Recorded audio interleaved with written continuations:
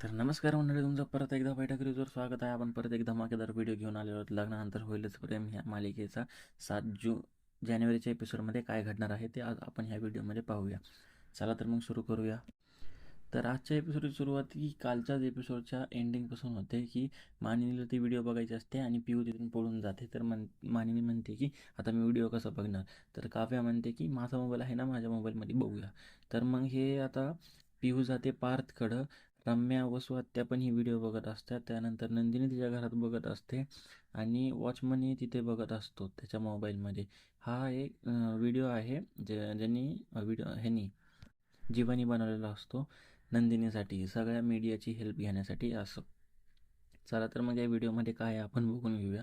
तर जीवा बोलायला चालू करतो की नमस्कार वगैरे सगळ्यांना असं म्हणतो, नमस्कार मी जीवा नंदिनी देशमुख आणि तुम्हाला काही वेगळं सांगायची गरज नाही की आता माझी बायको माझ्यावर रुसलेली आहे, तिला मनवण्यासाठी मी आलेलो आहे. हे तुम्हाला सगळ्यांनाच माहिती असेल. मला काही वेगळं अजून सांगायची गरज नाही लागणार. आणि का वेगळी म्हणजे का माझ्यावर रुसलेली आहे ती, हेही तुम्हाला माहिती आहे. जे काही 16 डिसेंबरला झालेलं आहे हे सगळ्यांनी म्हणजे मीडियाने तुमच्यापर्यंत पोहोचवलंच असेल. तर मी हे काही परत परत सांगत बसणार नाही. पण त्या सगळ्या इन्सिडेंटमुळे म्हणजे घटना घडली ती 16 डिसेंबरला, त्यामुळे नंदिनी माझ्यावर चिडलेली आहे आणि तिला मनवण्यासाठी मी एक 21 दिवसाचं व्रत करतो आहे. हे व्रत काय आपण मंडळी पुढच्या ह्याच्यात म्हणजे येणाऱ्या वेळेत जाणून घेऊया. पण त्याआधी काय बोलतो ते पूर्ण ऐकून घेऊया. त्याच्यानंतर तो म्हणतो की मला काहीही करून तिला मिळवायचं आहे. आपण एक नवीन व्हिडिओची सुरुवात करत आहोत. व्हिडिओ आवडल्यास नक्कीच लाईक शेअर सबस्क्राईब करा असं तोही म्हणतो त्याच्या व्हिडिओमध्ये. हे सगळे बघत असतात इकडं, जसं की मी तुम्हाला सांगितलं. काव्या, मानिनी, वसुहत्या, रम्या, तो वॉचमन आणि ती नंदिनी तिच्या घरामध्ये बघत असते. आणि तो म्हणतो की मला आता तुमची गरज आहे की हिला मनवण्यासाठी, कारण ती मला घरात घेतच नाही आहे आणि म्हणून मी आता तिच्या घराबाहेर राहायचं ठरवलं आहे 21 दिवसासाठी. तर आपण इथून पुढचा प्रवास 21 दिवसासाठी असा करणार आहोत की तिला म्हणूनच राहणार आहोत. कारण असं म्हणतात की 21 दिवसात काहीही घडू शकतं. एकतर कुठली सवय लागायची आहे ती लागूही शकते आणि कुठली सवय मोडायची आहे ती मोडूही शकते 21 दिवसामध्ये. आणि तेवढ्यात मग वसुहत्या म्हणते रम्याला की हे खरं आहे का? तर मग रम्या म्हणते हो, सायंटिफिकली हे खरं आहे म्हणून असं. त्यानंतर तो पुढे बोलतो, हे व्रत मी करणार आहे माझ्या नंदिनीला मिळवण्यासाठी आणि मी मोहिते हाऊसच्या बाहेर राहणार आहे. म्हणजे मोहिते त्यांचं आडनाव असतं नंदिनीचं म्हणून तसं म्हणतो तो रिक्षामध्ये. तर तो त्याची रिक्षा एक दाखवतो आणि घर एक दाखवतो नंदिनीचं आणि म्हणतो आपण ह्याच रिक्षामध्ये 21 दिवस राहणार आहेत. तर हे सगळं बघत असतात. त्यानंतर तो म्हणतो की मला हे व्रत कंप्लीट करून कसंही नंदिनीला मिळवायचंच आहे आणि मी तिला मिळवूनच राहणार काहीही झालं तरीही. त्यानंतर मग तो म्हणतो कारण माझी आई म्हणते व्रत सोडू नको आणि नंदिनीलाही सोडू नको असं. तर मानिनी म्हणते की हे बघ मी असं कुठं म्हणले आता ह्याला, बघ काव्या हा काही आईच्या नावावर पोळ्या भाजतो ह्याच्या स्वतःच्या असं म्हणते. आणि त्यानंतर जीवा म्हणतो की ठीक आहे, तुमची सगळ्यांची मला मदत हवी आहे. तुम्ही प्लीज तिला मेन्शन करा म्हणजे टॅग करा आणि लिहा नंदिनी ये ना. तुमचं प्रेमाने ती लवकरात लवकर माझ्यापर्यंत येईल. मला तुमचा सगळ्यांचा प्रतिसाद हवा आहे असं जीवा म्हणतो आणि ती व्हिडिओ बंद करतो. त्यानंतर मग स्वात्या म्हणते की आपणही ह्याला सबस्क्राईब वगैरे करू आणि ह्याला निगेटिव्ह कमेंट्स करू. तर आम्ही म्हणते हो हो करू.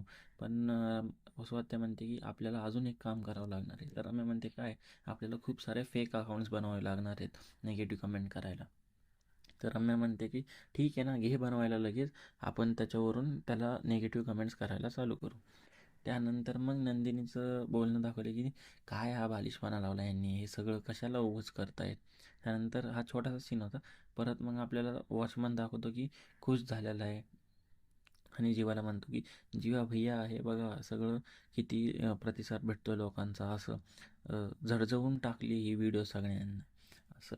तर मग तो बघतो आणि म्हणतो की अरे खूपच लाईक व्ह्यूज वगैरे आले त्याच्यावर, चांगले चांगले कमेंटसुद्धा आलेले असतात. तर मग तो वॉचमन त्याच्याकडे घेतो आणि म्हणतो थांबा मी वाचतो वाचतो. तर जीवा म्हणतो तुला येणार आहे का वाचता? तो वॉचमन म्हणतो नाही मला नाही येणार, इंग्लिशचा जरा प्रॉब्लेम आहे माझा म्हणून. तर जीवा म्हणतो दे ना मग मी वाचतो ना. मग ते वाचत थांबतो. त्यानंतर हा सीन इथंच संपला आहे. त्यानंतर परत आपल्याला नंदिनीचा सीन दाखवला आहे की ते तिथे पण विचार करत असते. तेवढ्यात तिची आई येते आणि म्हणते, हा बघ हा व्हिडिओ. तर मग तेवढ्यातच न बघताच ती व्हिडिओ नंदिनी म्हणते की मला नको आहे तो व्हिडिओ, मी बघितला जीवनचा व्हिडिओ, आणि प्लीज तू त्यांना सांग ना हे सगळं बंद करायला. आत्ताच एवढं सगळं तमाशा झाला आहे, बाबा माहितीत ना किती हायपर होत आहेत अचानकमध्ये. एवढं त्यांना हाताला धरून म्हणजे घराबाहेर काढलं तरी त्यांना समजत नाही. तू जाऊ ना त्यांना, असं म्हणते. आणि हे सगळं नंतर चिडचिड करून तर तिची आई म्हणते, अगं हो हो ऐकून तर घे. आरूच्या शाळेमध्ये तिला पांढरा ससा दिसला होता, ते व्हिडिओ दाखवत होते. तुझ्या मनात फक्त ते जीवांचंच चालू आहे म्हणून ते सगळं तुला तसंच वाटतंय. त्यांचं तर मला काही माहितीही नाही आहे अजून. तर हे सगळं ऐकून नंदिनी तिथून निघून जाते. त्यानंतर मग आई तिथे बसते सोफ्यावर आणि ती कमेंट करून हॅशटॅग लावते, नंदिनी ये ना, आणि जरा हसते. त्यानंतर मग आपल्याला तो सीन तिथे संपला आहे मंडळी. त्यानंतर आपल्याला परत देशमुखांच्या इकडचा सीन दाखवला की मानिनी जीवाला फोन लावते आणि चांगलंच खडसावते. म्हणते, नाही नाही तू तसलं काय नाही करायचं, तू ये इथं, तुला त्रास होईल खूप. तर मग जेव्हा म्हणतो, अगं काही त्रास नाही होणार. तर मानिनी म्हणते, सगळ्यात आधी मला हे सांग, ही रिक्षा कोणाची आणलेली आहे, पहिलं सांग, ही रिक्षा कुठून हे केलेली आहे तू. तर मग जीवा त्यावर आहे म्हणतो की, अगं त्याला रिक्षा रिक्षा नको म्हणू, ती डार्लिंग आहे माझी, डार्लिंग नाव आहे तिचं. तर मग मानिनी म्हणते, हो ते काय असेल ते, कुठून आणली हे सांग पहिलं. तर तो म्हणतो की, अगं ही एक माझा मित्र आहे रिक्षावाला, तो 1 महिन्यासाठी बाहेरगावी गेलेला आहे, तर मग त्याची रिक्षा ही मी आणलेली आहे, तू काळजी नको करू, मी ठीक आहे इथे. तर मग ती म्हणते, नाही नाही तू रिक्षामध्ये नाही झोपायचं अजिबात, काय नाही, थांब मी जरा नंदिनीला फोन लावून खडसावते. मला असं वाटते ती खूपच अति करते, तिला एक रात्र असं झोपायला घरात पण नाही घेऊ शकत तू, असं म्हणते. तर जीवा म्हणतो, नाही नाही तिला काही फोन वगैरे नको लावू, असं तसं म्हणते जीवा. तर मग मानिनी म्हणते की, मग तू कसं झोपणार आहेस तिथं बाळा, मला काळजी वाटते तुझी, तुला हे सगळ्याची सवय नाही आहे, तिथं झोपलास वगैरे तुझी पाठ आकडून जाईल, एकतर एवढी थंडी पण आहे, आणि रात्रीचे मच्छरही किती चावतील तुला, कसंच करणार आहे हे तुला सगळं. नको नको ते काय असू दे, तू ये परत घरी, आपण बघू नंतर काय करायचं ते काम, नाही तर मग मी नंदिनीला फोन लावू. तर जीवा म्हणतो, नाही नाही नको फोन लावू, तू माझं ऐकून तरी घेशील का, प्लीज ऐकून तरी घे माझं. तर काव्याही मानेला म्हणते, हो ऐकून तरी घ्या काकू त्याच्या आधी. तर मग जीवा म्हणतो की, ऐक, माझं काय आहे माहिती आहे का, जर आत्ता मी ही कळ नाही सोचली, थोडी सोचू दे, मलाही त्रास होऊ दे, कारण नंदिनीलाही तेवढाच त्रास झालेला आहे. आणि तसंही आमच्या हजबंड लोकांच्या नावावर कलंकच आहे की आम्ही काहीच करत नाही बायकोंसाठी म्हणून. तर त्या नावाने म्हणजे हे जर सगळं मी केलं तर ते कलंक तरी मोडला जाईल, आणि परत हे जर मी जर मिळवलं तिला, तर आम्हाला डिवोर्सची पायरीही चढणं लागणार नाही. आणि आमच्या ह्या सगळ्या कारणामुळे दुसरं कोणालाही अशी डिवोर्सची पायरी चढावं लागणार नाही. सगळ्यांना समजेल हे की नवरा बायकोसाठी आणि बायको नवऱ्यासाठी किती काय काय करते ते. तुला हे नाही चालणार का, आवडणार नाही का. आणि अजून एक, जर विक्रम देशमुख मानिनी देशमुखसाठी पूर्ण वॉचमनच्या बूथमध्ये राहू शकतात एक रात्र मनवायला, तर मग जीवा देशमुख नंदिनी देशमुखला मनवण्यासाठी का नाही रिक्षामध्ये राहू शकत. तर मानिनी म्हणते, हेही तुला विक्रमने सांगितलं आहे का. तर जीवा म्हणतो, हो मला त्यांनी सांगितलं आहे, ह्या सगळ्यांचे सूत्र, ह्या आयडियांचे सूत्रधार तेच आहेत सगळे म्हणून. तर मग मानिनी म्हणते, विक्रमकर तर मी नंतर बघणार आहे, पण तू पहिलं काळजी घे, कारण तुला काही झालेला त्रास झालेला मला चालणार नाही. तर जीवा म्हणतो की, हो तसं तर आहे, मला माहिती आहे, पण मी माझी स्वतःची काळजी घेईन, आणि तुलाही मान्य करावं लागेल की नंदिनी जरी वरवर मला दाखवत नसेल तर तिच्या मनात माझ्यासाठी काळजी आहे. तर मग मानिनी सुद्धा हे म्हणते की, हो हे तर मला मान्य करावंच लागेल की तिला काळजी आहे म्हणून. आणि मग हे एवढं सगळं बोलून मग फोन ठेवते ती. त्यानंतर मग काव्याकडे बघते आणि जरा तोंड पाडते. तर काव्या म्हणते की, काकू नका ना तोंड पाडू, आता सगळं नीटनीटकंच होईल, मला माहिती आहे सगळं, तुम्हाला नंदिनीताईवर आणि माझ्यावर विश्वास आहे ना. तर ती म्हणते, हो आहे. तर मग त्यानंतर मग काय करते काव्या, डोळ्यावर 2 बोट ठेवते आणि चूज करा म्हणते या दोघांमधलं. तर मानिनी त्याच्यातलं एक निवडते बोट, आणि म्हणते काव्या की, मी पार्थला आणि जीवा नंदिनीला मिळूनच राहणार, आमचा संसार परत चालू होणारच. आणि असं मिळून दोघंही मिठीत पडतात. तर हे सगळं पार्थ लांबनं बघत असतो आणि फक्त विचार करत असतो. फक्त त्यांच्याकडे बघून तिथंच हा सीन संपलाय. त्यानंतर आपल्याला नंदिनीच्या घरचा सीन दाखवला आहे की ती भात वाढत असते, त्याच्यावर वरण टाकत असते, आणि साईडला एक वरणाची वाटीही असते. तर तेवढ्यात आई येते ती आणि म्हणते, तू परत का कुकर लावला आहे, सगळ्यांची जेवणं तर झाली ना, आता कुणासाठी. तर नंदिनी म्हणते, बाहेर जो माणूस आहे बसला आहे ना, त्याला जा नेऊन दे म्हणून. तर मग आई म्हणते, कोण. तर नंदिनी परत म्हणते बाहेर जो बसलाय ना त्याला नेऊन दे.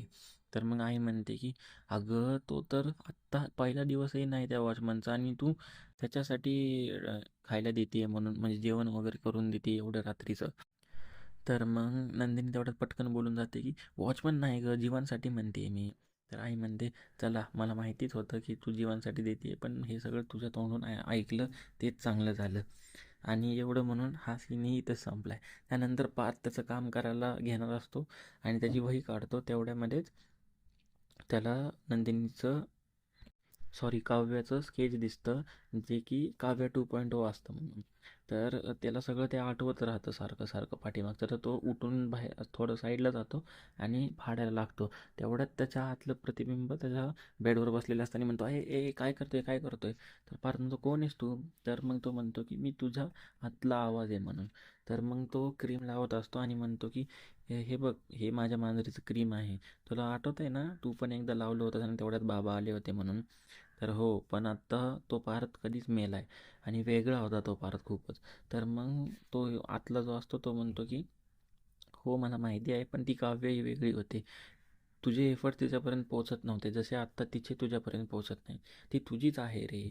आत्ता बघ तिने सगळं तिचे कन्फ्युजन दूर झालेत. पहिलं ती जीवाला आवाजावं करून बोलायची, कारण त्यांचं नातं जरा अवघडल्यागत होतं. पण आत्ता ते सगळं मिटलंय. ती आता अरे तुरे करून बोलती.